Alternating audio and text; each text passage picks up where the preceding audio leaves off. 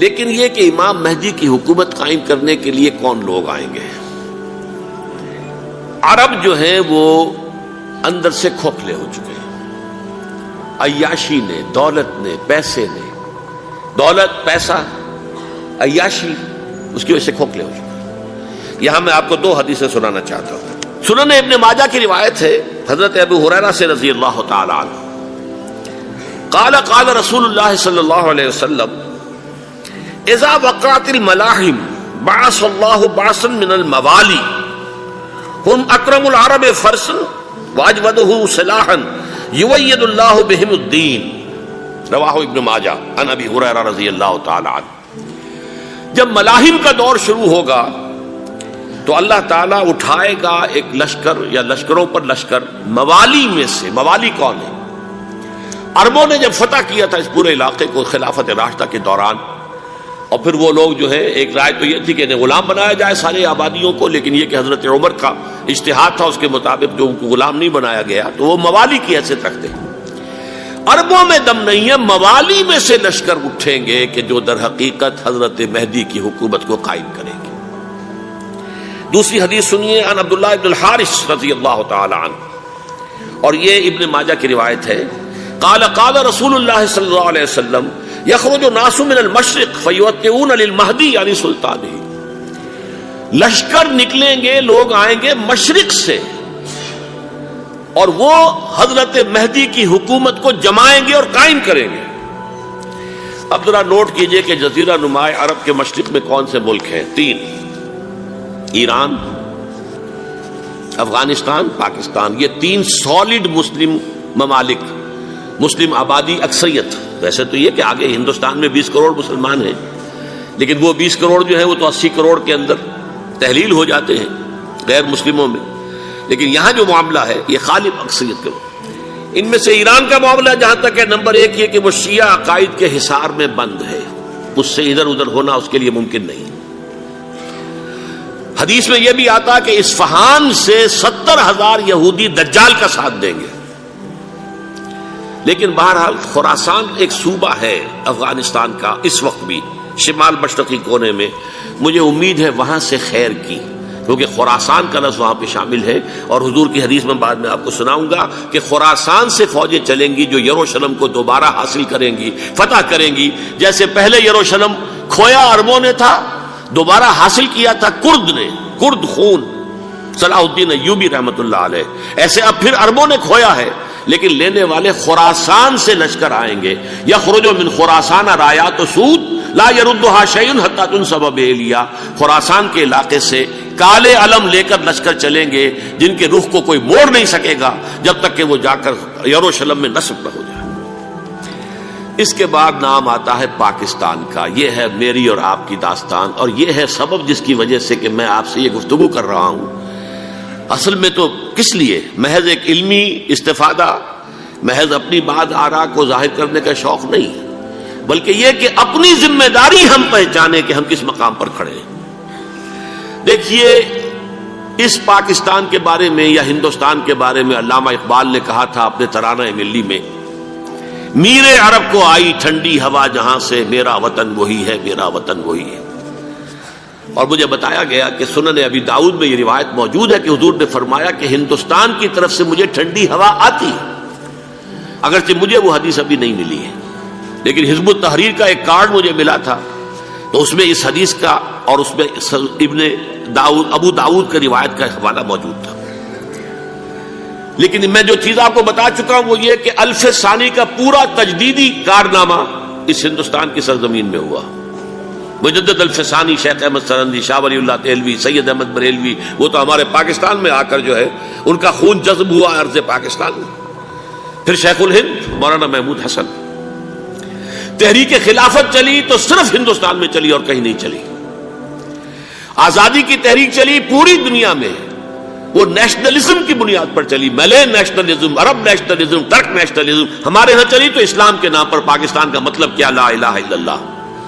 پھر پاکستان قائم ہوا معجزے کے طور پر، بلکہ نازل ہوا ہے لیلۃ القدر میں، انا انزلناہ فی لیلۃ القدر، جیسے قرآن نازل ہوا لیلۃ القدر میں، یہ پاکستان بھی نازل ہوا لیلۃ القدر میں۔ اس کا برقرار رہنا ابھی تک معجزہ ہے. ہندو یہ سمجھتا تھا، کانگریس سمجھتی تھی کہ جھٹپٹ ختم ہو جائے گا. پھر یہ کہ اس کا قرارداد مقاصد کا پاس ہو جانا، مزید بھی اور اضافی دفعات دستور میں آ جانا، اب کمرشل انٹرسٹ کو ربا قرار دے کر حرام قرار دینا، یہ سارے لینڈ مارکس ہیں کہ جو اشارہ کر رہے ہیں کسی چیز کی طرف، معاملہ کدھر جا رہا ہے. پھر یہ کہ یہ جو 14ویں صدی کے مجدد تھے شیخ الہند، اس کے بعد سے کچھ ایسی شخصیتیں عظیم پیدا ہوئی ہیں ہند میں، جن کو میں سمجھتا ہوں کہ 14ویں صدی کے مجدد اور 15ویں صدی کے مجدد کے درمیان یہ 15ویں صدی کے مجدد کی راہ کو سیدھا کرنے والے، جیسے کہ حضرت یحییٰ نے کہا تھا میں تو آنے والے کا راستہ سیدھا کر رہا ہوں حضرت عیسیٰ کے لیے، ایسے ہی 15ویں صدی کے لیے امام مہدی کے لیے راستہ صاف کرنے والے سب سے پہلے علامہ اقبال، جنہوں نے اسلام کا تصور دین کی حیثیت سے دوبارہ زندہ کیا ہے، ورنہ اسلام ایک مذہب کی شکل اختیار کر چکا تھا. پھر مولانا مودودی، مولانا ابوالکلام آزاد حکومت الہیہ کے نعرے کے ساتھ میدان میں آئے. یہ اقبال نے جو تصور پیش کیا تھا اس پر عملی جد و جہد کے لیے حزب اللہ قائم ہوئی ہے. نوٹ کر لیجئے 11 برس کا فرق ہے عمر کا علامہ اقبال کے اور ابوالکلام کے. اور 1913 میں جب حزب اللہ قائم کی ہے اس وقت علامہ اقبال کی ملی شاعری اپنے عروج کو پہنچ چکی تھی. پھر یہ کہ علامہ اقبال کے بعد تعمیل جو ہے اس کام کی وہ ابوالکلام نے کی، لیکن روایتی علماء نے کی شدید مخالفت کی وجہ سے وہ بددل ہو کر چھوڑ گئے، کانگریس میں شامل ہو گئے، بساط جو ہے حزب اللہ کی انہوں نے لپیٹ دی. پھر مولانا مودودی آئے، انہوں نے وہ ڈور جو ہے اس کا سرا تھاما، جماعت اسلامی قائم کی حکومت الہیہ ہی کے قیام کے لیے.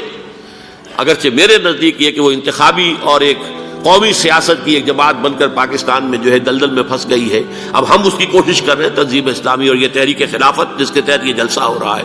یہ ساری چیزیں وہ ہیں کہ آپ کو سوائے پاکستان کے اور کہیں نہیں ملیں گی پوری دنیا میں. معلوم ہوتا ہے کہ پاکستان کو بہت بڑا رول پلے کرنا ہے اس میں، اور اس کے ساتھ اب جمع کر لیجئے افغانستان کی عمارت افغانستان، اسلامی عمارت افغانستان قائم ہو چکی ہے. یہ پچھلے 20 سالوں میں جو کچھ وہاں ہوتا رہا ہے اس سے پہلے تصور نہیں ہو سکتا تھا. علامہ اقبال کے فرزند بھی دیکھ کر آئے ہیں، تو اگرچہ وہ خود میں سمجھتا ہوں کہ خاصے انہیں آپ لبرل کہیں، آزاد خیال کہیں، لیکن اس درجے متاثر ہو کر آئے تھے کہ انہوں نے یہ کہا افغانستان میں جو میں نے حالات دیکھے ہیں کہ اگر 2-4 اور مسلمان ملکوں کے اندر یہ نظام قائم ہو جائے تو پوری دنیا مسلمان ہو جائے گی. یہ سب کچھ کیسے ہو رہا ہے؟ یہ آنے والے دور کی جھلکیاں ہیں. Coming events are casting their shadows before. یہ سب بتا رہے ہیں کہ پاکستان افغانستان کو مل کر اس میں کوئی عظیم رول پلے کرنا ہے. اور اس کے ضمن میں اب میں علامہ اقبال کے بارے میں آخری بات کہہ رہا ہوں. علامہ اقبال کے بارے میں عام یہ خیال ہے، انہوں نے اپنے خطبات میں مہدی کا اور نزول مسیح کا، حالانکہ میں کل پڑھ رہا تھا مولانا سعید احمد اکبر آبادی رحمۃ اللہ علیہ کا ایک مقالہ ان کا کہ علامہ اقبال نے ابن خلدون کے بارے میں یہ کہا ہے کہ مہدی کا اور نزول عیسیٰ کا دونوں کا انہوں نے انکار کیا ہے. حالانکہ ابن خلدون نے نزول عیسیٰ کا انکار نہیں کیا، صرف مہدی کا انکار کیا ہے. بہرحال علامہ اقبال نے خطبات میں انکار کیا ہے.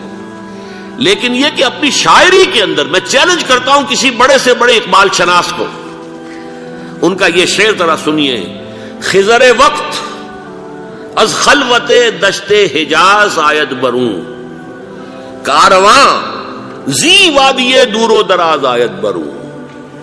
خضر وقت، امام وقت، رہنمائے وقت، قائد وقت، خلوت دشت حجاز، حجاز کی صحرا کی کسی خلوت گزینی سے نکل کر باہر آئیں گے. میں حیران ہوتا ہوں علامہ کے اس فکر پر اور اس مصرے پر. یہاں انہوں نے شیعہ اور سنی دونوں کے کانسیپٹ جمع کر دیے. شیعہ کا کانسیپٹ یہی چھپے ہوئے کسی غار میں وہاں سے برآمد ہوں گے، اور ہمارا کانسیپٹ میں ام سلمہ رضی اللہ تعالیٰ عنہ کی حدیث سنا چکا، چھپے ہوئے ہوں گے وہ وہاں پر، مدینے سے نکل کر آ کر مکے میں چھپ جائیں گے.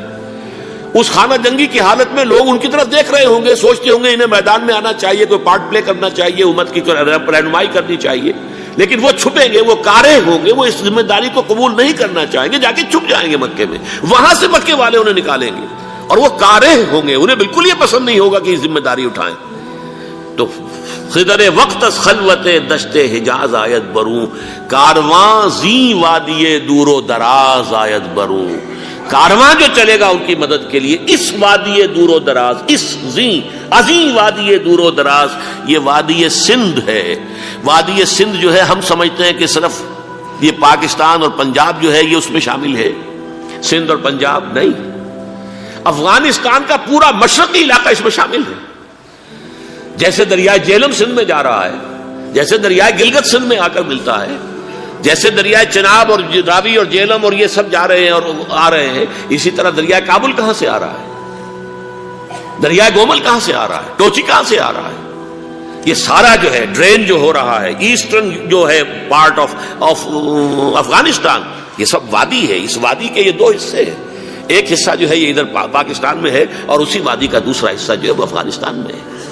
کارواں زی وادی دور و دراز آیت برو، کارواں چلے گا یہاں سے، یخرج ناس من المشرق یؤتون للمہدی، یعنی سلطان ہی مشرق سے فوجیں چلیں گی کہ جو مہدی کی حکومت قائم کریں گی، اور یخرج من خراسان رایات و سود، اور خراسان سے سیاہ پرچم چلیں گے کہ جن کا رخ کوئی موڑ نہیں سکے گا، حتیٰ تنصب بیلیا، یہاں تک کہ وہ جا کر یروشلم کے اندر نصب ہو جائیں گے۔ حضرات، میں ایک میری گفتگو کا حصہ باقی تھا لیکن میں اسے چھوڑ رہا ہوں، اس لیے کہ گلوبلائزیشن جو اس کی ہوگی، جو خلافت علی منہاج النبوہ کی تجرید کامل حضرت مہدی کے ہاتھوں عرب میں ہوگی، اس سے پہلے اس کے لیے محنت، کوشش، جد و جہد پاکستان اور افغانستان میں ہو چکی ہوگی جو اسے سپورٹ کرے گی اور وہاں جا کر حکومت قائم کرے گی۔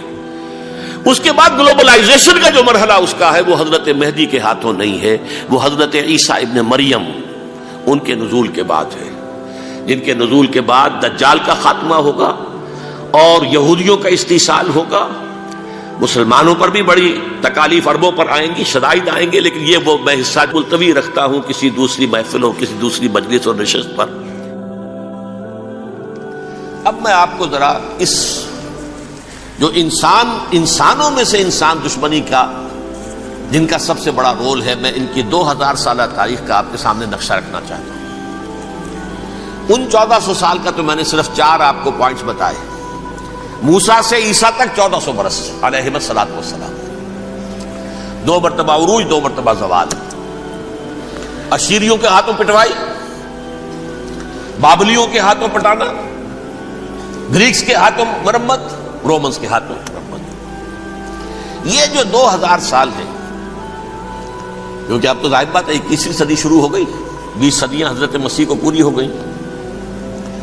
پہلی بات نوٹ کیجئے، حضرت مسیح کی پیدائش ہے سن 1 قبل مسیح۔ یہ نقطہ آپ نے کبھی سنا ہے یا نہیں؟ جب ملینیم کا سلسلہ شروع ہوا تھا پچھلے سال تو میں نے بیان کر دیا تھا کہ ایک عجیب حساب کے اندر انہوں نے غلطی کی ہوئی ہے۔ حضرت مسیح کی پیدائش ہوئی 25 دسمبر کو، سن انہوں نے شروع کر دیا، اس کے بعد جنوری آئی تو پہلا سال شروع ہو گیا۔ اگر جنوری سے پہلا سال شروع ہوا تو یہ 6 دن جو ہے تو اس کے پچھلے سال میں تھے، لہذا کہا جائے گا کہ Jesus Christ was born 1 year before Christ، BC۔ تو 1 قبل مسیح میں حضرت مسیح کی پیدائش ہوئی۔ یہ آخری اسرائیلی نبی اور رسول۔ یہودی علماء کی مخالفت، دشمنی، سولی پر چڑھوا دینا میں بیان کر چکا ہوں۔ سن 33 عیسوی میں جبکہ حضرت مسیح کی عمر 33 برس تھی، اللہ تعالیٰ نے انہیں زندہ آسمان پر اٹھا لیا، لیکن یہودیوں نے اپنے خیال کے مطابق انہیں سولی پر چڑھوا دیا، ان کی موت واقع ہو گئی۔ اگرچہ اس کے بعد یہ اختلاف ہے ان میں، یہودی کہتے ہیں وہ سولی پر چڑھ گیا، ختم ہوا، مر گیا، عیسائی کہتے ہیں نہیں، انتقال ہوا ہے مسیح کا صلیب پر، لیکن پھر وہ دوبارہ زندہ ہو گئے ہیں۔ ان کی لاش ایک غار میں رکھ دی گئی تھی، وہاں ریزریکشن ہو گیا، ان کا باعث بعد الموت وہیں ہو گیا، اور پھر انہیں اللہ نے زندہ آسمان پر اٹھا لیا۔ تو ہمارے اور عیسائیوں کے درمیان نوٹ کر لیجئے، یہ چیز مشترک ہے کہ حضرت مسیح آسمان پر زندہ اٹھائے گئے۔ فرق کیا ہے؟ وہ سمجھتے ہیں کہ سولی دیے گئے، سولی پر مرے، پھر زندہ ہوئے، پھر گئے۔ ہم سمجھتے ہیں کہ نہیں، وما صلبوہ وما قتلوہ، انہوں نے نہ صلیب دے سکے انہیں اور نہ انہیں قتل کر سکے۔ بل رفع اللہ الیہ، اللہ نے اٹھا لیا۔ پھر ہمارا اور یہ اس کا عیسائیوں کا ایک اور اتفاق ہے، سیکنڈ کمنگ آف جیسس، حضرت مسیح دوبارہ آئیں گے، یہ عیسائیوں کا بھی عقیدہ ہے اور ہمارا بھی۔ بہرحال تو جیسا کہ میں نے عرض کیا کہ اس وقت یہ عذاب استیصال، عذاب اکبر کے مستحق ہو چکے تھے، لیکن اللہ نے ان کی مدت دراز کی ہے، لیکن ان پر دنیاوی عذاب کا ایک کوڑا جو ہے اللہ تعالی کی طرف سے اسی وقت برسا۔ دنیاوی عذاب دنیا میں رہتے ہوئے ختم نہیں کیا گیا۔ 37 برس بعد، حضرت مسیح کے رفع سماوی کے 37 برس بعد، سن 70 میں یہودیوں نے بغاوت کی رومیوں کے خلاف۔ رومی ٹائٹس جنرل تھا ایک، اس نے پھر جو حملہ کیا ہے، 1,33,000 یہودی ایک دن میں قتل کیا یروشلم میں، اور ہیکل سلیمانی گرا دیا۔ وہ ہیکل پہلے بھی گرا تھا، پہلے 1400 سال کے دوران میں بھی نبوکڈنیزر نے گرایا تھا، لیکن پھر اس کے 150 سال بعد انہوں نے دوبارہ بنا لیا تھا، اس لیے وہ اسے سیکنڈ ٹیمپل کہتے ہیں۔ پہلا ٹیمپل جو حضرت سلیمان نے بنایا تھا، نبوکڈنیزر نے گرا دیا 587 قبل مسیح میں، پھر دوبارہ انہوں نے 150 سال کے بعد بنا لیا۔ وہ اس تاریخ کا حصہ ہے، میں نے جس کے بارے میں آپ کو تفصیل نہیں بتائی۔ اس میں یہ ہوا سن 70 میں وہ گرا دیا گیا، وہ آج تک گرا پڑا ہوا ہے۔ نمبر 2، یہ کہہ دیا گیا کہ یہودیوں اس ارض فلسطین سے نکل جاؤ، تم یہاں نہیں رہ سکتے اب۔ لہذا جس کا جہاں سینگ سمایا چلا گیا، یورپ میں چلے گئے، ایشیا میں آ گئے، عرب میں آ گئے یہ 3 قبیلے جو رات بھی میں نے عرض کیا تھا، بنو قینقاع، بنو نذیر اور بنو قریظہ، یہ وہاں سے آ کے مدینے میں آباد ہو گئے، جس کا جہاں سینگ سمایا، افریقہ میں، ہندوستان میں، جہاں چلے گئے۔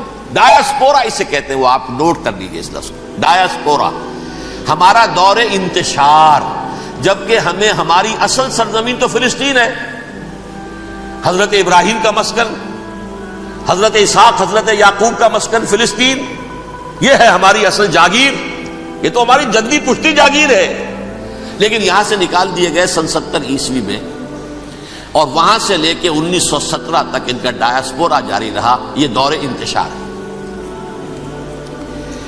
اس دور انتشار کے اب چند حصے ہیں جس کو میں چاہتا ہوں کہ آپ علیحدہ علیحدہ سمجھ لیں۔ دور انتشار کا جو پہلا جو ہے تقریباً 300 برس، رومی حکمران تھے، وہ یہودیوں کے بھی دشمن تھے اور عیسائیوں کے بھی دشمن تھے، عیسائی اور یہودی ایک دوسرے کے بھی دشمن تھے، لیکن رومی سمجھتے تھے کہ یہ ایک ہی تھیلی کے چٹے بٹے ہیں۔ رومیوں کے نزدیک عیسائی بھی یہودیوں ہی کا ایک فرقہ تھے، کوئی علیحدہ مذہب تو تھا ہی نہیں۔ لہذا رومی جو ہیں رومنز، وہ ان دونوں کو ستاتے تھے، مارتے تھے، اور یہ آپس میں لڑتے تھے، یہودی عیسائیوں کو مارتے تھے، عیسائی یہودیوں کو مارتے تھے۔ یہ ہے 300 برس تک کی تاریخ۔ سن 300 عیسوی میں کیا ہوا؟ ایک معجزہ ہو گیا۔ بہت عظیم ایمپرر کانسٹینٹائن، قسطنطین اعظم، رومن ایمپررز میں سے بہت بڑا ایمپرر، وہ عیسائی ہو گئے۔ اب تو معاملہ بالکل تلپٹ ہو گیا، پوری سلطنت عیسائی ہو گئی۔ اب عیسائیوں کے عیش ہو گئے اور یہودیوں پہ مار پڑنی شروع ہوئی۔ اب عیسائیوں کا آپ خود سوچئے کہ جنہیں وہ خدا بنا بیٹھے ہیں، خدا کا بیٹا قرار دے رہے ہیں، ان کے قاتل کون؟ یہودی، بدماش۔ لہذا ان کی وہ پٹائی شروع ہوئی ہے یورپ میں، پوری رومن امپائر میں، انہیں ذلیل کیا گیا، شہروں میں آمد بند، علیحدہ رہو، گھیٹوز کے اندر رہو۔ یہودی کا نام جو ہے وہ گالی بن گیا، جیسے آج بھی یہودی گالی کہتے ہیں، جیسے خنزیر کا لفظ، وہ بھی اللہ کی مخلوق ہے، لیکن آپ کو معلوم ہے کوئی شخص زبان پر نام نہیں لانا چاہتا خنزیر کا، سور کا، ہے تو مخلوق، وہ بھی ایک حیوان ہے۔ ایسے ہی یہ ہے یہودی گالی، گیوٹ گالی۔ لہذا ایک طرف تو ان دونوں کے درمیان دشمنی، جس کو قرآن کہتا ہے وَأَغْرَيْنَا بَيْنَهُمُ الْعَدَاوَةَ وَالْبَغْضَاءَ، ہم نے ان کے مابین دشمنی جو ہے پیدا کر دی ہے۔ اور جب یہ پوری سلطنت عیسائی ہو گئی تو قافیہ تنگ ہو گیا یہودیوں کا، اب آئیے 571 عیسوی، یعنی جبکہ ڈائسپورا کو کتنا عرصہ ہو چکا تھا؟ 500 برس۔ سن 70 سے شروع ہوا نا ڈائسپورا، جب ٹائٹس نے گرایا ہے ہیکل کو اور نکال باہر کیا انہیں فلسطین سے، بھاگ جاؤ یہاں ایک یہودی بھی نہیں رہے گا، فلسطین سے نکال دیے۔ اس کے پورے 500 برس بعد سن 571 عیسوی میں حضور کی پیدائش ہوئی، ولادت باسعادت محمد الرسول اللہ صلی اللہ علیہ وسلم۔ 610 میں آپ پر وحی کا آغاز ہوا، لیکن حضور کے ساتھ ان کا معاملہ کیا رہا؟ اول تو جبکہ حضور ابھی مکے ہی میں تھے، یہودیوں نے ریشہ دوانیاں شروع کر دی حضور کے خلاف۔ قریش مکہ کو سکھاتے تھے، پڑھاتے تھے، ان سے یہ پوچھو، ان سے یہ پوچھو، یہ اس طرح تنگ کرو، ان سے یہ امتحان لو، یہ آپ کے علم میں ہے۔ سورہ بنی اسرائیل میں، سورہ کہف میں وہ سوالات جو امتحانی سوالات آئے تھے، ذوالقرنین کون تھا، اصحاب کہف کون تھے، تم رسول بنے پھرتے ہو تو بتاؤ، اور یہ روح کی حقیقت کیا بتاؤ، یہ ساری ریشہ دوانیاں کر رہے تھے بیٹھے ہوئے، ابھی وہیں پر حضور ابھی پہنچے بھی نہیں۔ ہجرت فرما کر حضور تشریف لے آئے تو حضور نے، جسے ماسٹر سٹروک کہا جائے گا، یعنی اسٹیٹس مین شپ کا ماسٹر سٹروک، آپ نے مدینے میں آتے یہودیوں کے ساتھ پیکٹ کر دیا، جوائنٹ ڈیفنس پیکٹ آف مدینہ، کہ اگر مکے والے ہم پر حملہ کریں گے تو ہم مل جل کر ایک قوم کی حیثیت سے مقابلہ کریں گے۔ یہ میثاق مدینہ کہلاتا ہے، جس کے بہت غلط معنی پہنائے جا رہے ہیں آج کل۔ بہرحال میں موضوع میرا چونکہ یہ نہیں، میں ادھر نہیں جاؤں گا، لیکن ہوا کیا؟ ہر مرتبہ یہ خیانت کے مرتکب ہوئے، ان نے جو عہد کیے تھے ان سے پھرے، اندر ہی اندر سازش، ریشہ دوانی، حضور کی بدترین دشمنی۔ سورہ نساء کی آیت نمبر 12 میں 14 میں 13 میں فرمایا ہے، لا تزال تطلع علی خائنۃ منہم، اے نبی ہمیشہ آپ کے علم میں ان کی طرف سے خیانتیں، بدیانتیاں آتی رہیں گی، اور بار بار وہ مسلسل جنگ کی آگ بھڑکاتے تھے، قریش کو دعوت دیتے، آؤ آؤ آؤ ہم اندر سے بغاوت کر دیں گے، تم آؤ تو صحیح، ختم کریں محمد کو اور اہل ایمان کو صلی اللہ علیہ وسلم ورضی اللہ تعالی عنہم اجمعین۔ لیکن پھر جب وہ آتے تھے تو یہ دبک جاتے تھے، ان میں ہمت نہیں تھی، میدان کے مرد نہیں رہے تھے۔ کہ سورہ حشر میں ان کا نقشہ کھینچا گیا ہے، کھلے میدان میں مقابلے کی اس کے اندر صلاحیت ہی نہیں ہے، یہ تو فصیلوں کے پیچھے سے، جیسے عورتیں کہیں دیہات میں لڑائی ہوتی ہے تو مرد جو ہے گلیوں میں لڑتے ہیں، عورتیں اوپر سے پتھر پھینکتی ہیں، بس وہ کام یہ کر سکتے تھے، من ورائے جدر، فصیلوں کے پیچھے سے، جنگ میں میدان میں نہیں آ سکتے۔ بہرحال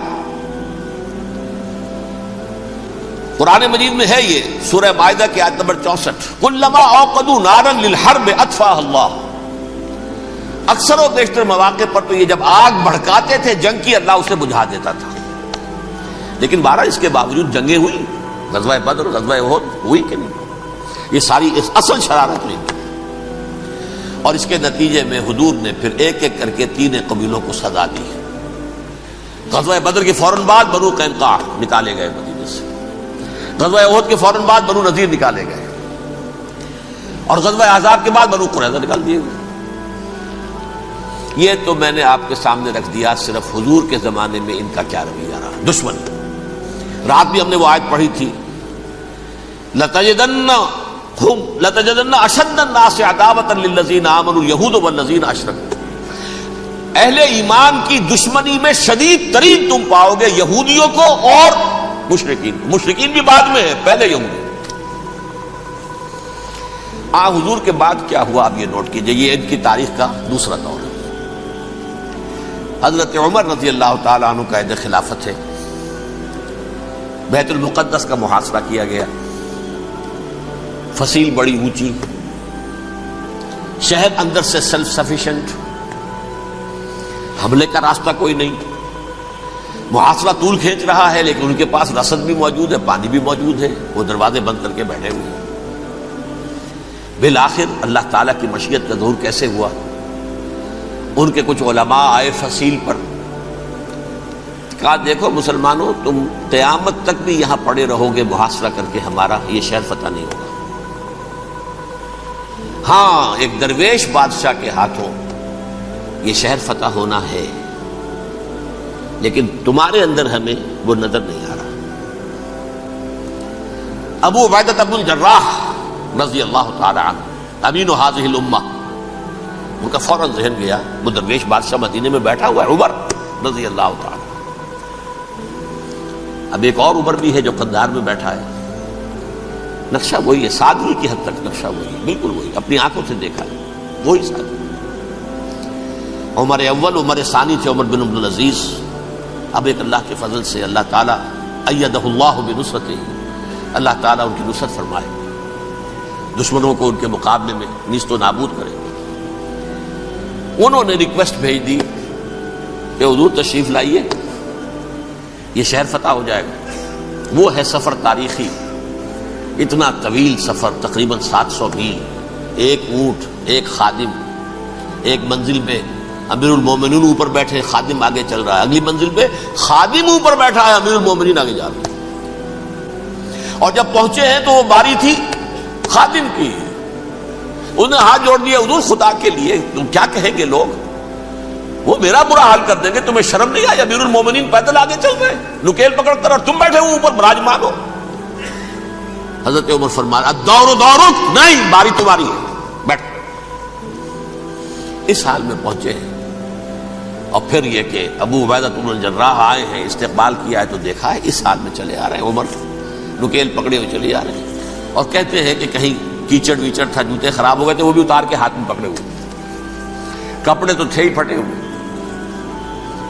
انہوں نے کہا کہ حضرت ابو عبیدہ نے، دیکھیے یہ بڑا متمدن ملک ہے، بڑا مہذب علاقہ ہے یہ، آپ ذرا حلیہ اپنا درست فرما لیں تب جا کے پیش ہم آپ کو کریں گے۔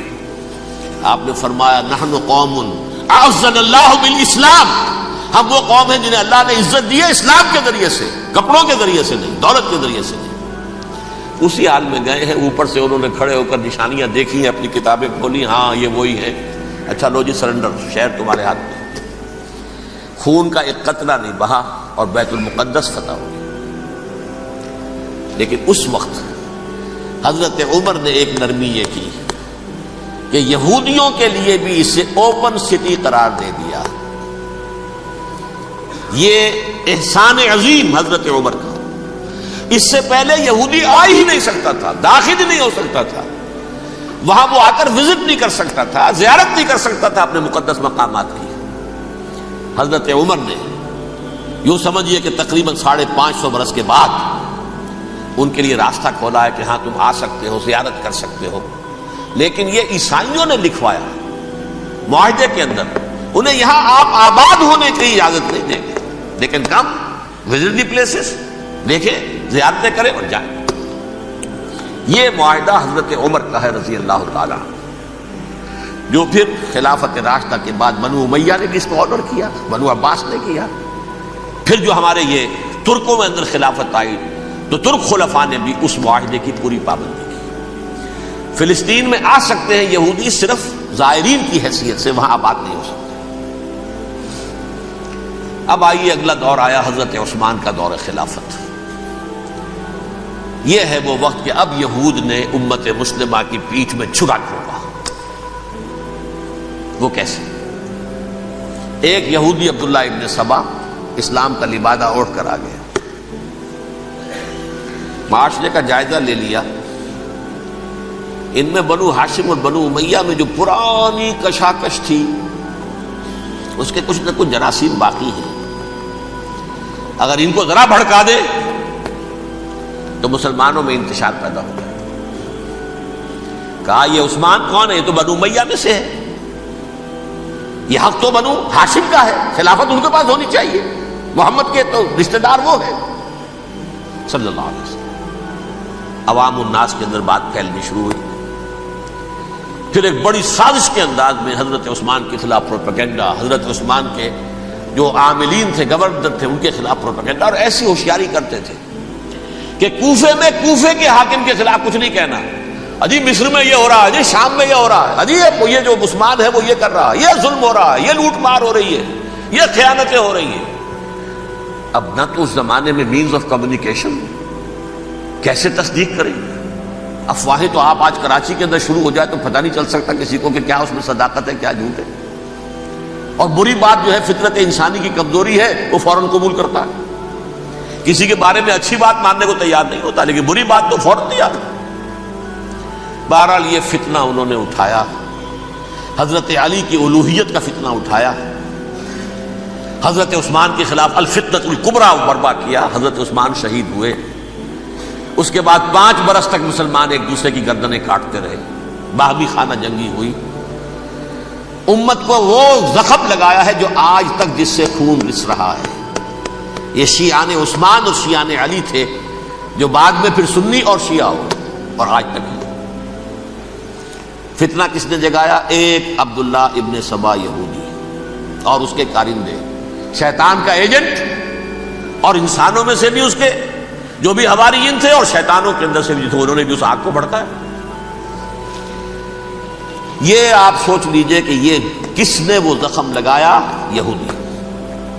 اگلا دور آیا، خلافت راشدہ ختم ہوئی، بنو امیہ کا بھی دور کافی گزر گیا. طارق ابن زیاد 712 عیسوی میں حملہ کرتے ہیں اسپین پر. اسپین اس وقت عیسائیت کا بہت بڑا گڑھ، بڑے کٹر ترین عیسائی جو ہے وہ اسپین میں تھے. لہذا یہودیوں کی وہاں بہت پٹائی ہوتی تھی، یہ میں بتا چکا ہوں. دشمنی تھی ان کی تو چلی آ رہی تھی عیسائیوں کے ہاتھوں یہودیوں کی. وہ تو سن 300 عیسوی سے ایمپرر کانسٹنٹائن کے بعد سے شروع ہو گئی تھی. اس حوالے سے یہودیوں نے اس وقت چالاکی یہ برتی، کچھ راستے واسطے بتائے، کچھ مدد کی طارق ابن زیاد کی. طارق ابن زیاد نے انہیں اپنا محسن سمجھا. ہسپانیہ فتح ہو گیا تو یہودی چونکہ محسنین کی فہرست میں آ چکے تھے، انہیں بہت اقتدار نصیب ہوا. بڑی سپورٹ مسلمانوں نے دی. ان کے بڑے بڑے علماء جو اسی دور کے اندر پیدا ہوئے، بڑے بڑے تھنکرز ان کے اسی دور میں پیدا ہوئے. بن گوریون جو کہ ایک وزیر اعظم تھا اسرائیل کا، اس نے یہ لکھا ہے اپنی کتاب میں، Muslim Spain was the golden era of our diaspora. وہ ڈائسپورا جو 70 عیسوی سے شروع ہوا تھا اور 1917 عیسوی تک جاری رہا ہے، اس میں سے گولڈن ایرا ہمارا جو تھا وہ مسلم اسپین تھا. ہسپانیہ میں بیٹھ کر ہم نے عیش کیے. لیکن وہاں سے انہوں نے اور جو کچھ کیا، یہ تو داستان کے بہت سے گوشے ہیں، لیکن میں جس اسٹریٹ لائن میں چل رہا ہوں اس کے اعتبار سے ایک بات سمجھ لیجیے. وہاں بیٹھ کر انہوں نے اب عیسائیت کی پیٹھ میں چھرا گھونپا، پروٹیسٹنٹ مذہب پیدا کیا، تقسیم کر دیا. جیسے شیعہ سنی کی تقسیم، عبداللہ ابن سبا. رومن کیتھولک اور پروٹیسٹنٹ کی تقسیم، یہودی علماء. ہوتا کیا تھا؟ ہسپانیہ کی یونیورسٹیاں ہیں، کارڈووا میں ہے، ٹولیڈو میں ہے، گریناڈا میں ہے، غرناطہ، قرطبہ، تولیتلا. اور وہاں آتے تھے لوگ، فرانس سے چلے آ رہے ہیں نوجوان پڑھنے کے لیے، جرمنی سے چلے آ رہے ہیں، اٹلی سے چلے آ رہے ہیں. 3 ہی ملک قریب ترین پڑھتے ہیں سینٹرل جو یورپ کے ہیں. یہاں پر جو ہے وہ اسلام جو نور پھیلا رہا تھا اس سے بھی مستفیض ہوئے. جہالت کے جو ہے پردے ان کے وہ چھٹے. اس کے ساتھ ہی وہ یہودی وہاں ان کے اندر جو جراثیم داخل کر رہے تھے وہ اس عیسائیت کے خلاف بغاوت تھی جو اس وقت دنیا میں عیسائیت اس وقت تھی. پوپ کا راج تھا دنیا میں اس وقت. یورپ میں جو عیسائیت تھی اس میں ایک طرف بادشاہ تھے، لیکن بادشاہوں کی حیثیت وہاں پر یوں سمجھ لیجئے کٹ پتلیوں کی تھی. اصل قوت پوپ کے ہاتھ میں تھی. اور پوپ کو انہوں نے جیسے قرآن نے کہا اتخذوا احبارهم ورهبانهم اربابا من دون اللہ. چونکہ سینٹ پال نے شریعت موسوی ساقط کر دی تھی تو اب شریعت تھی ہی نہیں. پوپ کو اختیار تھا جس چیز کو چاہے حلال قرار دے دے، جس چیز کو چاہے حرام قرار دے دے. اتخذوا احبارهم ورهبانهم اربابا من دون اللہ. انہوں نے کہا صاحب یہ پوپ کس بلا کا نام ہے، یہ بھی انسان ہے. بات تو ٹھیک تھی نا. اصل حیثیت تو کتاب کی ہونی چاہیے نا، ڈیوائن بک، دی ریویلڈ اسکرپچر. لہذا اور یہ کتاب ہر شخص پڑھ سکتا ہے. کوئی پوپ کے باپ کو جو ہے کوئی اس کے لیے پروپرائٹری رائٹس تو نہیں ہے کہ صرف پوپ پڑھ سکتا ہے یا پادری پڑھ سکتے ہیں. ہم بھی پڑھ سکتے ہیں، ہم بھی سمجھ سکتے ہیں. یہ باتیں تھی کہ جن کو بڑھا چڑھا کر بیان کر کے اور پوپ کا اقتدار ختم کرا دیا اور توجہ مرکوز کر دی بائبل کی طرف. اب بائبل میں بڑا حصہ تو اولڈ ٹیسٹامنٹ کا ہے. نتیجہ کیا ہوا؟ یہود کی عظمت پروٹیسٹنٹس کے نزدیک مسلم ہو گئی. اصل قوم تو یہ ہے. وہ دشمنی بدلی کہ نہیں بدلی؟ موسیٰ کے امتی یہ ہے، تورات موسیٰ کو دی گئی، ابراہیم کی نسل یہ ہے. لہذا وہ جو دشمنی تھی، جو عداوت تھی کہ ہمارے خدا کو سوری چڑھانے والے ہیں یہ بدماش، اس کا ازالہ ہوا. اس پروٹیسٹنٹ مذہب کے نتیجے میں یہ میں اب آپ کو بتاتا ہوں کہ ایک نتیجہ وہ نکلا ہے جسے برٹرنڈ رسل نے بیان کیا ہے. اس کی کتاب ہے ان پریز آف آئیڈلنس، صفحہ 108. وہ لکھتا ہے the Christians retaining the Judaic belief in special revelation added to it the Roman desire for worldwide domination and the Greek taste for metaphysical subtleties. The combination produced the most fiercely persecuting religion that the world has yet known. یہ تین چیزیں آ کر عیسائیت میں مل گئی. ایک تو جب یہ اولڈ ٹیسٹامنٹ جو ہے وہ ان کے ہاتھ میں آ گئی، اور اس کے میں کچھ آپ کو بتا دیتا ہوں کہ اولڈ ٹیسٹامنٹ کی تعلیمات، کیونکہ یہ اولڈ ٹیسٹامنٹ جو ہے یہ محرف تھی. اصل تورات تو گم ہو گئی تھی 587 قبل مسیح میں، جب پہلی مرتبہ ہیکل جو ہے تباہ ہوا ہے، اس وقت ختم ہو گئی تھی. اس کے کوئی 150 سال کے بعد انہوں نے یادداشتوں سے مرتب کر کے لکھی ہے. اب اس میں ان کے اپنے خیالات، اپنے امانی، اپنی توجیحات وہ شامل ہو گئی. لہذا میں آپ کو حوالے دیتا ہوں اس کتاب کے اندر مظالم کی جو تعلیم دی گئی ہے. اہل کتاب نے اپنے مظالم قتل عام کے جواز کے لیے تورات میں تبدیلیاں کی اور پیغمبروں پر دہشت ناکی اور بدترین حرام کاری کے الزامات لگائے. سنیے، پہلا حوالہ ہے یہ گنتی باب 31 آیات 17-18. اس لیے ان بچوں میں جتنے لڑکے ہیں سب کو مار ڈالو، اور جتنی عورتیں مرد کا منہ دیکھ چکی ہیں ان کو بھی قتل کر ڈالو، لیکن ان لڑکیوں کو جو مرد سے واقف نہیں اور اچھوتی ہیں اپنے لیے زندہ رکھو. یہ کسی اللہ کی کتاب کا یہ جملہ ہو سکتا ہے؟ کسی ریویل بک کا؟ اور سنیے، یہ ہے استثناء ڈیٹرانومی باب 20 آیت 16-18. پر ان قوموں کے شہروں میں جن کو خداوند تیرا خدا میراث کے طور پر تجھ کو دیتا ہے، کسی ذی نفس کو جیتا نہ بچا رکھنا. جیسا خداوند تیرے خدا نے تجھ کو حکم دیا بالکل نیست کر دینا. مرد، عورتیں، بچے، بوڑھے سب ختم. یہ کتاب مقدس ہے.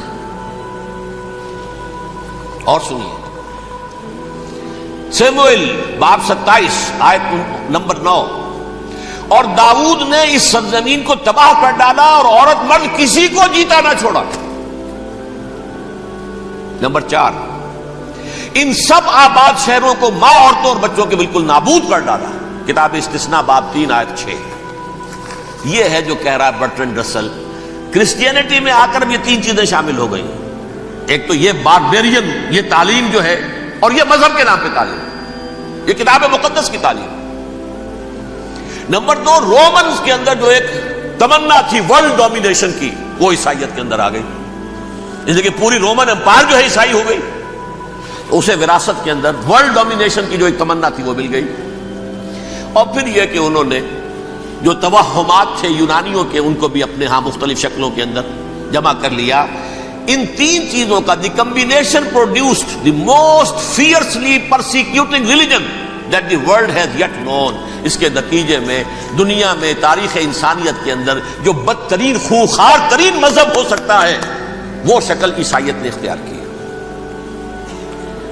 اور اس کا مظہر عتم کیا تھا؟ نوٹ کیجئے، صلیبی جنگیں. ایک بات ٹائم ٹیبل کے اعتبار سے نوٹ کر لیجئے گا. فرسٹ ملینیم ختم ہوا، سیکنڈ شروع ہوا. ان کے 1000 سال ختم ہوئے تو 11ویں صدی میں سیکنڈ ملینیم شروع ہوا، تو پہلی صلیبی جنگیں ہوئی. لاکھوں مسلمان قتل کیے گئے. صرف یروشلم کے اندر اتنا خون بہایا ہے کہ خود ان کے ہسٹورینز لکھتے ہیں کہ جب ان صلیبیوں نے جب گھوڑوں کے ساتھ وہ چل رہے تھے گلیوں میں تو ان کے گھوڑوں کے گھٹنوں تک خون کی ندی بہ رہی تھی. جہاں سے گزرے ختم کرتے چلے گئے, آبادیاں کی آبادیاں ختم کر دی. اگرچہ اس کروسیڈ میں گیہوں کے ساتھ گھن بھی پسا, یہودی بھی بہت مارے گئے. یہ فرانس سے, جرمنی سے جب یہ کروسیڈرز آ رہے تھے 3000 میل کا سفر طے کر کے آئے تھے. سوچئے تو صحیح, اربن ثانی پوپ جو تھا آگ لگا دی تھی اس نے پورے یورپ کے اندر. شرم سے ڈوب مرو, تمہارے مقدس علاقے مسلمانوں کے ہاتھ میں. انفیڈلز, یہ کافر, یہ مرتد, یہ ملحد. مسیح جہاں پیدا ہوا, مسیح کو جہاں سولی دی گئی, وہ کہاں ہے؟ ان کے ہاتھ میں. وہ آگ لگائی ہے, 3000 میل کا فاصلہ طے کر کے یہ قومیں آئی ہیں وہاں, اور جو تباہی مچائی ہے انہوں نے. تاریخ انسانی میں ایسی بربریت کی کوئی مثال. اور یہ ان کے اپنے ہسٹورینز لکھتے ہیں شرم کے مارے. ایسے محسوس ہوتا ہے جیسے ان کی گردنیں جھکی جا رہی لکھتے ہیں. اگرچہ بھٹکے ہوئے ہیں لیکن کبھی بھولی ہوئی منزل بھی یاد آتی ہے راہی کو, اور بھٹکے ہوئے آہو کو پھر سوئے حرم لے چل. اس کی ضرورت ہے مسلمان کو پھر اس کا مقصد یاد دلایا جائے. پاکستان اس لیے نہیں بنایا گیا تھا کہ ہمارے ہاں ٹاٹے اور برلے نہیں تھے تو ہمارے پاس اس کے بھی باپ وجود میں آ جائیں, اس لیے تو نہیں بنایا گیا تھا. پاکستان اس لیے نہیں بنایا گیا تھا کہ جاگیرداروں کی جاگیرداریاں محفوظ ہو جائیں. پاکستان اس لیے تو نہیں بنایا گیا تھا. اور یہ کہ نمازیں اور مسجدیں تعمیر ہو جائیں, مسجدیں تو امریکہ میں تعمیر ہو رہی ہیں عالی شان سے عالی شان, اس لیے پاکستان نہیں بنا تھا. آج بھی مسلمان, میں معذرت سے عرض کر رہا ہوں مولانا سے, آج بھی بھارتی مسلمان کی ایوریج نمازی ہونے کے اعتبار سے پاکستانی مسلمان سے کہیں بہتر. آج بھی برقع نظر آ جائے گا تو ہندوستان میں نظر آ جائے گا. میں نے اپنی آنکھوں سے دیکھا چند سال پہلے جب مکہ مسجد حیدرآباد دکن میں 3 دن مسلسل میری تقریریں ہوئی ہیں, 10,000 مرد اور 5,000 خواتین, اور ان میں سے کوئی بغیر برقعے کے نہیں تھی. ایک سیلاب نظر آ رہا تھا برقعوں کا کہ جب جلسہ ختم ہوا ہے رات کے 12 بجے 3 دن تک متواتر. یہاں کہاں نظر آئے گا برقع آپ کو؟ یہاں تو جس کے پاس 2 پیسے ہو گئے اس نے سب سے پہلے برقع اتار کے پھینک دیا. معلوم اچھی طرح سمجھ لیجئے یہ چیزیں تو وہاں زیادہ ہیں یہاں کی نسبت. اصل ضرورت تھی کہ یہاں اس نظام کو قائم کیا جائے, وہ نظام عدل اجتماعی, وہ جس میں حریت ہو, جس میں عام آدمی بھی خلیفہ وقت کو ٹوک سکے. یہ کرتا کیسے بن گیا؟ ایک خاتون بھی کھڑی ہو کر دامن پکڑ لے, عمر تمہیں کیا حق ہے کہ ہمارے مہر کے اوپر پابندی لگا رہے ہو, جبکہ اللہ نے نہیں لگائی. اللہ قرآن میں قنطارہ کا لفظ استعمال کر رہا ہے. ڈھیروں سونا دے دے کوئی شخص اپنی بیوی کو مہر کے اندر, طلاق دیتے وقت اس میں سے کچھ نہیں لے سکتا. آپ کون ہوتے ہمارے حق کے اوپر پابندی لگانے والے؟ اور عمر نے کہا, آج ایک بڑھیا نے وہ اب عمر کو دین سکھایا, آرڈیننس واپس. حضرت سعد بن ابی وقاص رضی اللہ تعالی عنہ جو فاتح ایران تھے, وہ گورنر ایسے ہی نہیں بن گئے تھے ریوڑیاں بٹی ہو اور گورنر ہی مل گئی ہو. وہ تو خود فاتح تھے ایران کے, اس لیے گورنر تھے. صرف ایک پرچہ پہنچا ہے بارگاہ خلافت میں, حضرت عمر فاروق کے پاس انفارمیشن آئی سعد نے اپنے گھر کے باہر ڈیوڑی بنا لی ہے اور ایک دربان کھڑا کر دیا ہے. حضرت بلال کو بھیجا ہے رقعہ دے کر, اور یہ حکم تھا کہ بلال پہلے تو جاتے ہی ڈیوڑی میں آگ لگا دینا, پھر یہ رقعہ دینا میرا. اور رقعے میں لکھا ہوا تھا, ہے سعد, لوگوں کو ان کی ماں نے آزاد جانا تھا, تم نے انہیں اپنا غلام کب سے بنا لیا ہے. یہ دربان کھڑے کر دیا اپنے آگے. وہ حریت, وہ مساوات کہ جا رہا ہو خلیفہ وقت اور چارج لینے جا رہا ہے بیت المقدس کا, کوئی ذاتی علاج کے لیے نہیں جا رہا, سیر و سیاحت کے لیے نہیں جا رہا, چارج لینے کے لیے بالکل سرکاری وزٹ ہے, آفیشل وزٹ ہے, اسٹیٹ وزٹ ہے. اور حال کیا ہے, 700 میل کا فاصلہ طے کرنا اور ایک اونٹ نہیں, کوئی انٹوریج نہیں, کوئی قدم و حشم نہیں, کوئی جمبو جٹ بھرے ہوئے نہیں, کچھ نہیں. ایک اونٹنی, ایک خادم. اس ایک اونٹنی پر چونکہ راستے کا راشن بھی ہے لہذا 2 آدمی نہیں بیٹھ سکتے, ایک بیٹھ سکتا. ایک منزل خلیفہ وقت بیٹھا ہوا ہے اوپر اور خادم نکیل پکڑ کر چل رہا ہے. اگلی منزل خادم اوپر بیٹھا ہے اور خلیفہ وقت عمر عبد الخطاب رضی اللہ تعالی عنہ اور وہ آگے آگے نکیل پکڑ کر چل رہے ہیں۔ یہ نظام چاہیے آج نوع انسانی کو۔ اس کے انتظار میں، اس کی تلاش میں نوع انسانی نے کتنے تجربے کر لیے، کیسی چھلانگیں لگائیں، ملوکیت ختم کی، آسمان سے گرا کھجور میں اٹکا، جمہوریت آئی نام نہاد، لیکن وہ سرمایہ دارانہ نظام بن کر آگے سے بڑھ کر لعنت بن گئی۔ پہلے جاگیردار مسلط تھا، اب سرمایہ دار اور کارخانے دار مسلط ہو گیا۔ اس سے نکلنے کے لیے زور لگایا، کمیونزم کی طرف گئے، چھلانگ لگائی، اب ایک پارٹی ڈکٹیٹر بن کر بیٹھ گئی۔ انسان رست از یک بنتا افتاد در بندے دیگر، ایک چیز سے غلامی سے نجات پاتا ہے، دوسری میں پھنس جاتا ہے۔ اور کیوں؟ کہ وہ نظام عدل اجتماعی جو محمد عربی کو دے کر بھیجا گیا تھا، اس کے کسٹوڈین سوئے ہوئے، اس کے کسٹوڈین کو اندازہ ہی نہیں۔ یہ نسخہ تو ہمارے پاس تھا، ہمیں عمل کرنا تھا اور دنیا کے سامنے پیش کرنا تھا۔ پاکستان بنایا اس لیے گیا تھا کہ ہم اس کا ایک نمونہ دنیا کے سامنے پیش کریں گے۔ قائد اعظم نے فرمایا تھا کہ ہم یہ چاہتے ہیں کہ پاکستان کی صورت میں، عہد حاضر میں، اسلام کے اصول حریت و اخوت و مساوات کا ایک نمونہ قائم کر کے دکھائیں۔ کہاں ہے وہ؟ بھٹک گئے، سو گئے۔ وَلَنُذِيقَنَّهُم مِّنَ الْعَذَابِ الْأَدْنَىٰ دُونَ الْعَذَابِ الْأَكْبَرِ، بڑے عذاب سے پہلے چھوٹا عذاب کا مزہ چکھائیں گے۔ لَعَلَّهُمْ يَرْجِعُونَ، شاید کہ لوٹ آئیں۔ کوئی عجب نہیں اس عذاب الادنیٰ سے بعد ہم جاگے نہیں، ہوش میں نہیں آئے، کوئی عجب نہیں کہ بڑے عذاب کا کوڑا ہماری پیٹھوں پر برس جائے۔ لیکن مجھے یہ یقین ہے، نوٹ کر لیجئے، اگر یہ دوسرا امکان ہو گیا، خدا نہ خواستہ اللہ کے عذاب کا کوڑا ہماری پیٹھ پر برسا، مجھے یقین ہے اللہ ہندوؤں کو مسلمان بننے کی توفیق دے گا، لیکن اسلام کا بول بالا اسی خطے سے ہوگا۔ تاریخ میں یہ ہو چکا ہے آیا فتنہ تاتار کے افسانے سے، پاسباں مل گئے کعبے کو صنم خانے سے۔ تاتاریوں کے ہاتھوں کروڑوں مسلمان قتل ہوئے، لیکن اسلام نے تاتاریوں کو فتح کر لیا، اور پھر اسلام کا مسلمانوں کا دوسرا دور عروج انہی تاتاریوں کی مختلف شاخوں کے تحت ہوا۔ وہ تاتاری ہی تو تھے، وہ سارے ہورس، ٹرکش ہورس، ترکان تیموری، ترکان سبوی، ترکان سلجوقی، ترکان عثمانی، وہی تو سٹاک تو وہی ہے آیا فتنہ تاتار کے افسانے سے، پاسباں مل گئے کعبے کو صنم خانے سے، اس لیے کہ حضور نے فرمایا مشرق سے ہوگا، جہاں سے فوجیں چلیں گی، تو کوئی عجب نہیں۔ بہرحال یہ دو امکانات ہیں، لیکن اس کا فیصلہ تیرے ہاتھوں میں ہے، دل یا بدن، سیدھی سیدھی بات۔ اگر تو اب بھی ہم ٹھیک ہو جائیں، جاگ جائیں، ہوش میں آ جائیں، قوم یونس کی طرح توبہ کر لیں، تو بغیر عذاب کے کوڑے کے رحمت خداوندی ہم پر سایہ کرے گی۔ اگر ہم نہ جاگے تو وہ عذاب کا کوڑا آئے گا۔ یہ نہیں میں کہہ سکتا ان ادری قریب بعید ما توعدون، یہ میں نہیں کہہ سکتا، یقین کے ساتھ جانتا ہوں کہ آئے گا، لیکن یہ کہ اس کے بعد بھی یہی سے بول بالا ہوگا۔ اگر ہمارے ذریعے نہیں تو ان کے ذریعے سے، جو ہمیں شکست دے کر پھر اسلام قبول کر لیں گے۔ لیکن کیوں نہ پہلے ہی راستے پر چلنے کی کوشش کریں۔ اب نوٹ کر لیجئے، یہ کتابیں اگر آپ پڑھنا چاہیں تو کتاب الملاحم میں پڑھیے۔ بدترین عذاب عربوں پر آیا کھڑا ہے، سروں پر چڑھا ہوا ہے، بدترین۔ ایسی جنگ ہونی ہے الملحمۃ العظمیٰ، جس کو کہ میں بھی آپ کے گواہی پیش کر دوں گا، جسے کہا گیا ہے دی لاسٹ کروسیڈ۔ بش نے بھی کروسیڈ کا لفظ بول دیا تھا، پھر واپس لیا اس نے۔ نکل جاتی ہے جس کے منہ سے سچی بات مستی میں، فقیہ مصلحت بھی سے اور ہندے بادہ خار اچھا، کروسیڈ کہہ کر پھر واپس لیا۔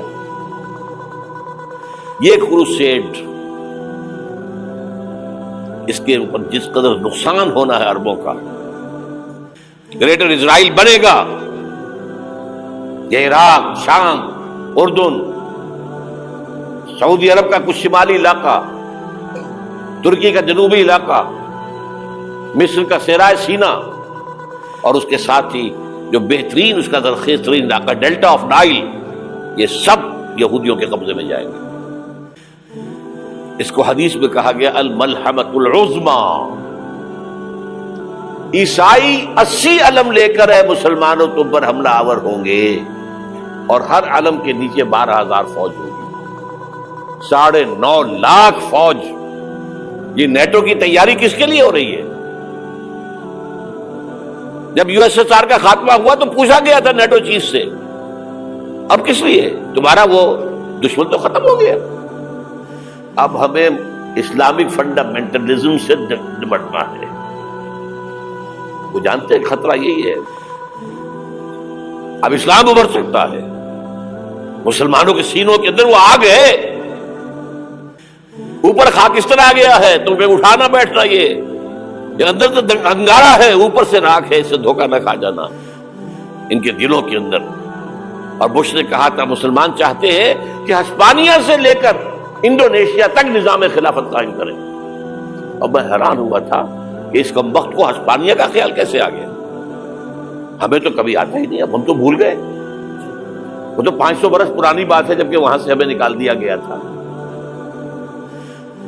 اگرچہ اقبال نے کہا تھا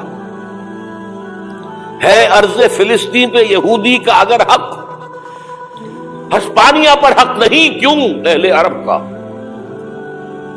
ہسپانیہ میں تو 800 سال حکومت کی مسلمانوں نے, اور ابھی 500 برس سے گزرے ہیں نا. یہودی تو ارض مقدس سے 2000 سال نکالے گئے, انہیں لا کے آباد کیا گیا, عربوں کے سینے میں خنجر بھونک دیا گیا. وہ چھوٹا سا ملک جو چاہتا کرتا, کوئی پوچھنے والا نہیں. امریکہ جیسے اپنے بیٹے کی حفاظت کرے ویسے کرتا ہے اس کی. اور حضور نے فرمایا ہے وہ جنگ جب ہوگی تو ایک باپ کے اگر 100 بیٹے ہوں گے تو 99 ختم ہو جائیں گے, ایک بچے گا. یہ حدیث ہے, حدیث ہے صحیح. اور آپ نے فرمایا ویل للعرب من شر قد اقترب, عربوں کے لیے ہلاکت ہے, عربوں کے لیے بربادی ہے اس شر سے جو قریب آ چکی ہے. اور آج جس طرح انہوں نے ان کی تہذیب کو اختیار کر لیا, دبئی جا کر دیکھیے, بدترین مغربی معاشرہ جو ہے وہ دبئی کے اندر ہم نے قائم کر کے دکھا دیا. اب سعودی عرب اس راستے پر بڑھ رہا ہے. اور اس کے بعد نمبر 2 پر جو ہے ہم پاکستانی ہیں. لیکن میں اس کے وہ پہلی بات جو کہہ رہا ہوں وہ تو یقینی ہے, اس میں تو احادیث صحیحہ موجود ہے. اگرچہ اس کے بعد پانسا پلٹے گا, پھر حضرت مہدی کا ظہور ہوگا, حضرت عیسیٰ کا نزول ہوگا, اور وہ گریٹر اسرائیل گریٹر گریو یارڈ بنے گا یہودیوں کا. ایک ایک یہودی قتل ہوگا اور دفن ہوگا. یہ بات میں ہونا ہے, میں پہلی بات میں فرض کر رہا ہوں. وہ پانسا پلٹے گا جب پلٹے گا. ابھی جو سامنے ہے وہ کیا ہے, جس ملحمۃ العظمیٰ کہا حضور نے, جسے آرمگیڈون کہتے ہیں عیسائی. آرمگیڈون کی اگر کہیں جا کر آپ دیکھیں گے, آپ ڈکشنری میں مانی تو کیا لکھا ہے, a very big war which will be fought between the forces of evil and good before the end of this world. اس دنیا کے خاتمے سے پہلے خیر اور شر کی قوتوں کے درمیان بہت بڑی جنگ ہوگی. ارمجدون اسے کہتے ہیں عربی میں, اور آرمگیڈون اسے کہتے ہیں انگریزی کے اندر. اور یہ بائبل کی آخری کتاب کے اندر ہے, جو اس میں کہ مکاشفات یوحنا, ریویلیشنز آف سینٹ جان. یہ تو میں کہہ رہا ہوں یقین کے ساتھ, اور زیادہ دور نہیں آیا چاہتا ہے.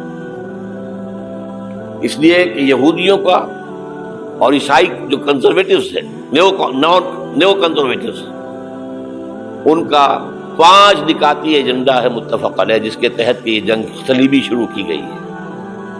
تو سن لیجئے آپ. آرمگیڈون نمبر 1, گریٹر اسرائیل قائم ہو جانا اس کے نتیجے میں نمبر 2, مسجد اقصی اور قبۃ الصغریٰ کو گرانا نمبر 3, وہاں 3rd ٹیمپل, وہ مسجد جو حضرت سلیمان نے بنائی تھی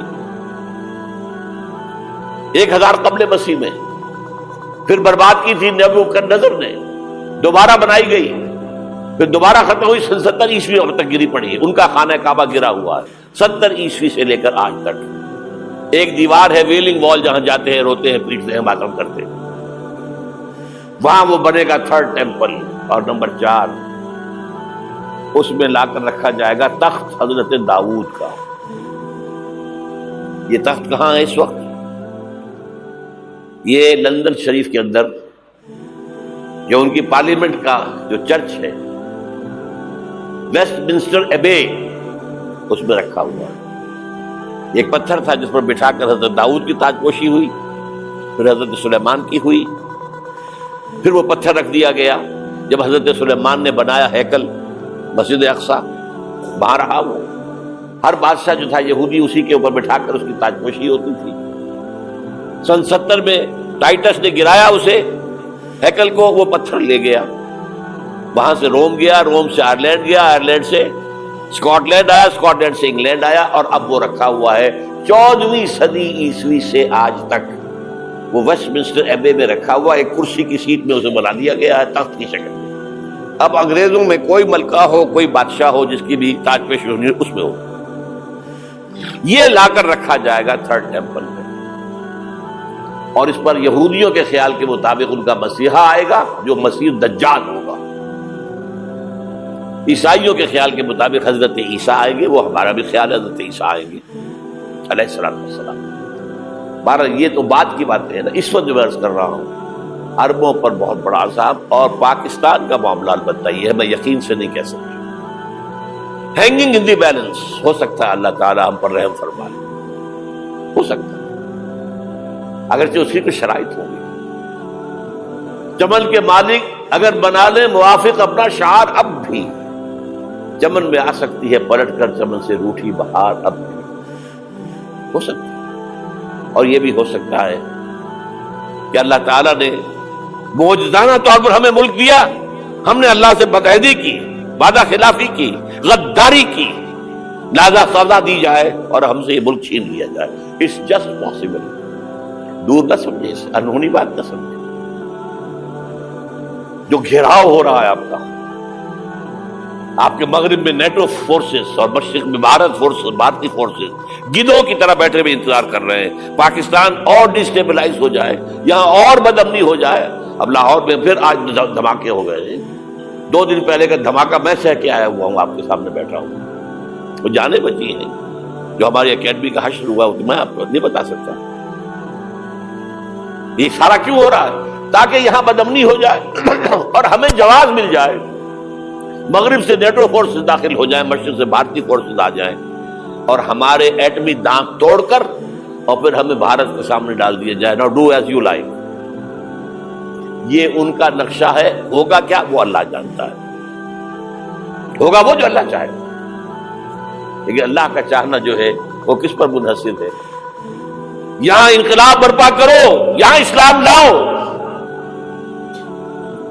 اگر دھندوں میں لگے رہو گے تو وہ خود بخود نہیں آ جائے گا انقلاب.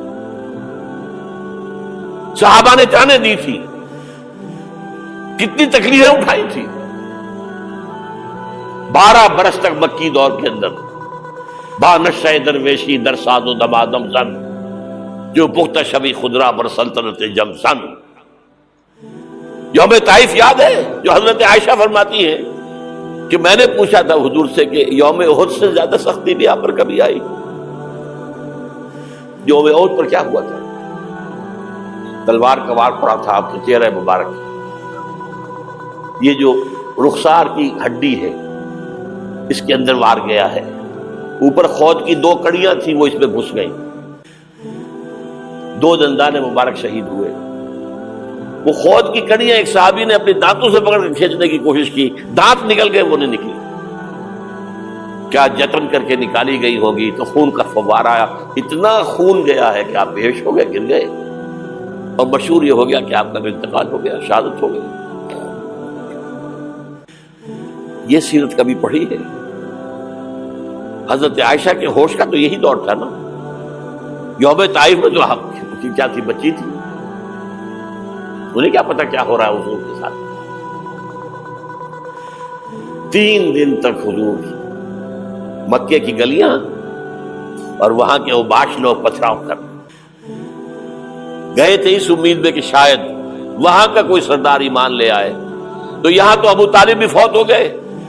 یہی دنیاوی سہارا تھا، خاندانی سہارا تھا ابو طالب کے ذریعے.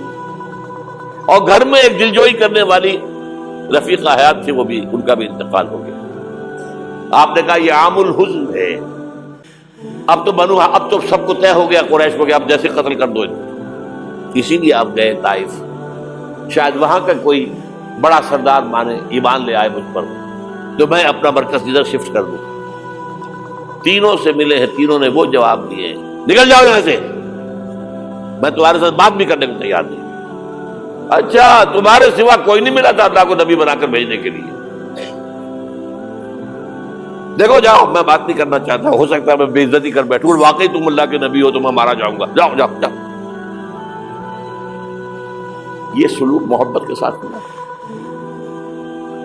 اور پھر چھوکروں کو، اسٹریٹ ارچنز جنہیں آپ کہتے ہیں، اشارہ کیا تھا، خبر لو ان کی، پتھراؤ ہو رہا ہے، ساتھ کوئی ہے ہی نہیں، ایک آدمی صرف، زید ابن حارثہ۔ اب سامنے سے پتھر آ رہے ہیں تو حضرت زید آگے آ جاتے ہیں، ڈھال بنتے ہیں، مجھے لگے پتھر وضو کر رہے ہیں، آپ پیچھے سے آ رہے ہیں، چاروں طرف سے تو ڈھال نہیں بن سکتا، جسم لہو لہا، خون جا کر جوتیوں میں جم گیا ہے، جوتی اتر نہیں۔ پھر وہاں سے واپسی پہلے دعا مانگی ہے، اللہم الیک اشکو ضعف قوتی وقلت حیلتی وہوانی علی الناس، اے اللہ تیری جناب میں فریاد لے کر آیا ہوں اپنے قوت کی کمی کا، اپنے وسائل کی کمی کا، اور جو ذلت و خواری ہو رہی ہے لوگوں کے سامنے، الا ملتقننی، مجھے کس کے حوالے کر دیا، الا بعیدی یتجہمنی، یہ میرے اوپر ہجوم کر کے آ جائے، حملہ کرے، اور عدو من لگتا امرے، یہ دشمن کے حوالے میرا معاملہ کیا، جو چاہے کرتے وہ۔ لیکن پھر عبدیت غالب آتی ہے، ان لم یکن علی غضبک فلا ابالی، اللہ اگر تو ناراض نہیں ہے تو مجھے کوئی پرواہ نہیں، سر تقدیم خم ہے جو مزاج یار میں آ، مجھے اندیشہ یہ ہے کہ تو ناراض تو نہیں ہو گیا۔ یہ تکلیفیں جھیلی ہے، سینکڑوں صحابہ نے جانوں کا نذرانہ پیش کیا ہے، احزاب کی جنگ میں فاقوں پر فاقے ہو رہے تھے، اور ان فاقوں کی حالت میں خندق کھودنے کا حکم ملا ہے، لوگوں کی کمریں دوہری ہو رہی ہیں، پتھر باندھے ہیں اپنے پیٹوں سے، اپنے چادروں کے ساتھ کس کر کمر دوہری نہ ہو جائے، اور جب صحابہ کدالیں چلا رہے ہیں تو کیا کہہ رہے ہیں، نحن الذین بایعوا محمدا علی الجہاد ما بقینا ابدا، اللہم لا عیش الا عیش الاخرہ۔ صحابہ کہتے تھے ہم وہ لوگ ہیں جنہوں نے محمد سے بیعت کی ہے کہ جہاد کرتے رہیں گے جب تک جان میں جان نکل جائے تو بات، اور جان ہے، چاہے ابھی بھوک سے کمر دوڑی ہوئی جا رہی، جان تو ہے۔ اور ایک دفعہ کہتے تھے اللہم لا عیش الا عیش الاخرہ، اللہ عیش زندگی تو آخرت کی زندگی ہے۔ اور حضور فرماتے تھے، حضور کے بیٹھے ہوئے نہیں تھے گاؤں تکیہ لگا کر، پتھر اٹھا اٹھا کر خندق میں سے لے جا کر باہر پھینک رہے تھے، جب صحابہ کہتے ہیں اللہم لا عیش الا عیش الاخرہ، حضور فرما رہے ہیں فاغفر الانصار والمہاجرہ، اے اللہ ان انصار اور مہاجرین کی مغفرت فرما دے۔ پھر حضور کی خدمت میں کچھ لوگ آئے، حضور اب یہ فاقہ ناقابل برداشت ہو گیا، دیکھیے ہم نے یہ پتھر باندھے ہوئے اپنے پیٹ کے ساتھ، حضور نے کرتا اٹھا کر دکھایا، وہاں 2 پتھر باندھے ہوئے، یہ ہے سیرت النبی۔ آپ کس چیز کو سیرت النبی سمجھتے ہیں؟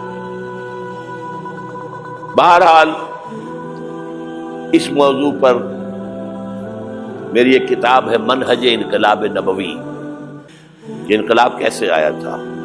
اگر دل میں ذرا بھی آرزو پیدا ہو گئی ہو کہ اللہ قبول کر لے مجھے قبول کر لے اس کام کے لیے، تو وہ کتاب آپ کے لیے مسٹ ہے، اس کا پڑھنا۔